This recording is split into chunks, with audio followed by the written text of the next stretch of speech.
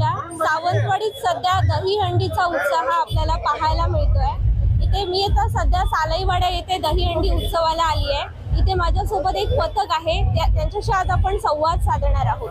दादा, तुमचं सर्वात प्रथम नाव सांगा। माझं अमय तेंडुलकर।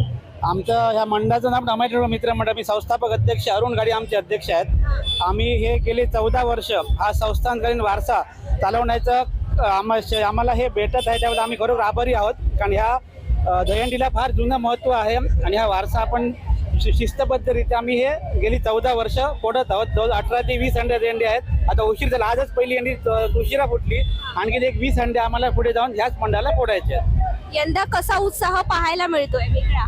यंदा खरं सांगायचं तर इलेक्शन असल्यामुळे ना बरेचसे नवीन आता हंडे निर्माण झालेले आहेत। काय मी म्हणतो, इलेक्शन पुरत्या न करता ह्या कायमस्वरूपी जर केल्या तर ह्या बालगोपाल त्याचं काहीतरी त्याचं हे मिळेल त्याचं।